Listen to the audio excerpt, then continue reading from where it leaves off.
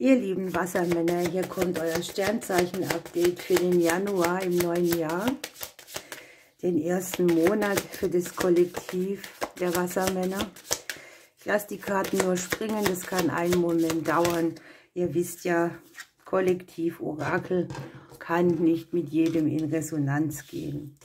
Wir haben für die Wassermänner das 12. Haus, Spiritualität, Verborgenes. Wir haben ein Haus des Elementes Wasser, sprich auch die Sternzeichen Fische, Krebs und Skorpion. Es geht um Emotionen auch. Und wir haben mit Juno euren Seelenpartner, den Ehepartner oder die Ehe, die hier für euer Kollektiv eine Rolle spielen können. Es kann ja auch sein, dass ihr Gleichgesinnte kennenlernt über ein Thema, das ihr als, ja, ich würde mal sagen, Glaubensvorstellung habt.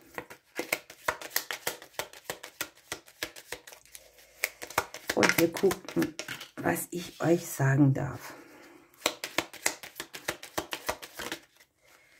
Guckt euch das mal an. Hier fällt gleich schon der Ring. Es geht darum, eine Situation im partnerschaftlichen Bereich oder im verbindlichen Bereich oder auch Vorstellungen, die ihr über das Thema habt, in die Ruhe zu bringen. Für einen oder anderen kann es sein, man fühlt sich so ein bisschen doppelt gebunden. Das heißt, man hängt einsteils da und andererseits möchte das Herz schon ein bisschen weiter sein.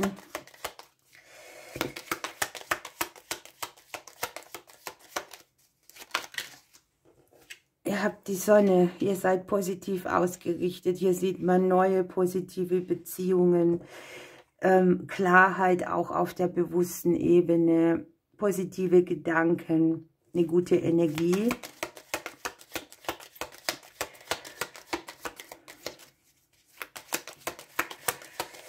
Es kann euch hier auch gelingen, eine Vorstellung, eine Glaubensvorstellung über das Thema Beziehung in eine ganz andere Qualität zu bringen oder in eine andere Resonanz, damit ihr hier trennende Elemente überwinden könnt. Ne?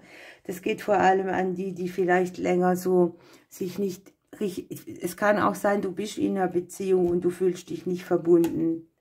Oder aber du hast hier Trennungen erlebt und bist nicht richtig drüber. Und hier sieht man jetzt, dass sich da etwas rundet und dass ein Kreislauf des Getrenntseins sich beendet, dass Dinge wieder runterlaufen.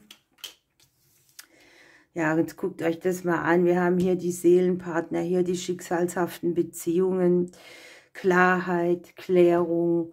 Die Dinge haben in der Vergangenheit schon angefangen, sich unter günstige Umstände zu entwickeln.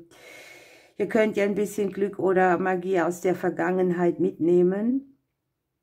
Neugierig sein, wieder die Visionen vergrößern und vor allem habt ihr hier eine Lektion gelernt. Ne? Ihr habt sozusagen, ich würde mal sagen, sogar eine Prüfung bestanden, die aus dem Bereich Partnerschaft kommt oder Verbindungen. Hier sieht man natürlich auch Verträge aller Art, die hier gut neu auf euch zukommen. Und es geht auch darum, verbunden und trotzdem unabhängig zu sein bei euch.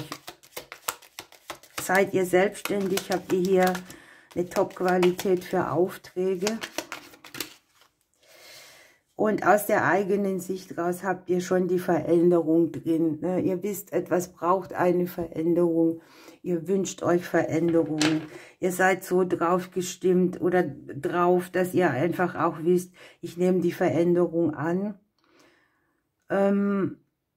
Hier ist sehr viel mit Karma. Ne? Wir haben karmische Prüfungen, die bestanden sind. Wir haben karmische Veränderungen, karmische Beziehungen, karmische Verbindungen aller Art. Es kann ja auch sein, ihr geht in einen komplett neuen Kreislauf rein in eurem Leben.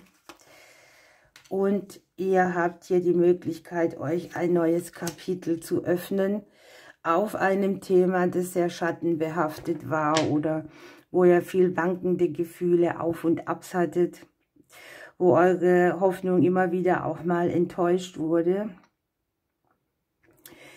Ich habe hier so, wir haben mit dem 12. Haus ja das Verborgene dabei und wir haben hier aus dem Umfeld viel an die Oberfläche kommen, das ihr nutzen könnt.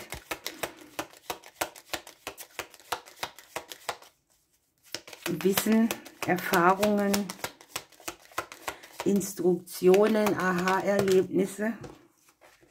Guckt euch das mal an. Und ihr habt hier die Blumen auf dem Herz, also eine schicksalshafte Liebessituation wird hier als ein Geschenk angezeigt. Für viele wird es hier möglich sein, im Beziehungsbereich gute Voraussetzungen für eine Partnerschaft zu erschaffen, von der beide profitieren. Also eine wirklich schöne Frequenz für alle Herzensangelegenheiten.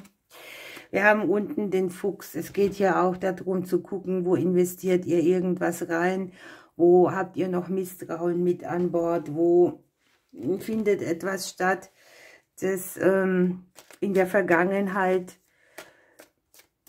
ich sage mal, immer wieder auch für Zweifel gesorgt hat oder für Situationen, in denen man sich nicht sicher ist.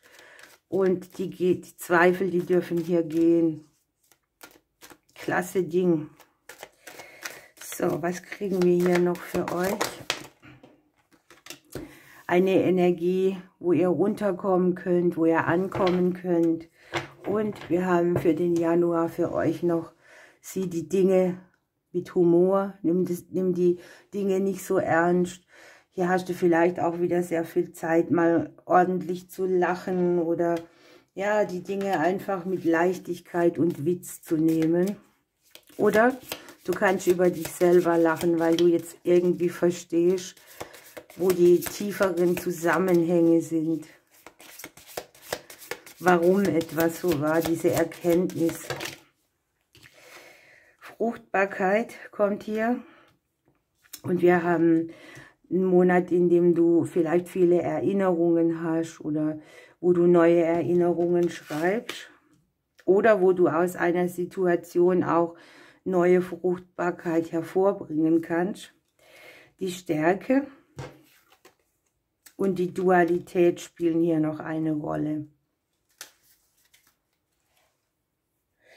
Hier bekommt etwas eine Verfeinerung, einen Schliff sozusagen. Was sagt das Tarot für die Wassermänner?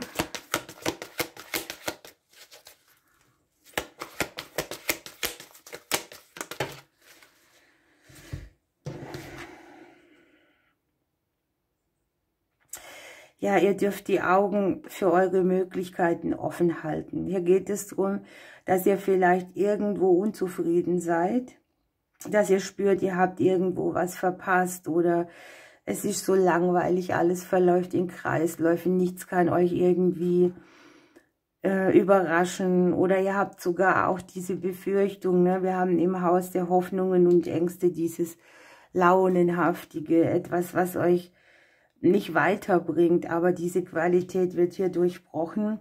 Seid schön achtsam, damit ihr keine Gelegenheiten verpasst. Also Achtsamkeit ist hier so ein Schlüssel.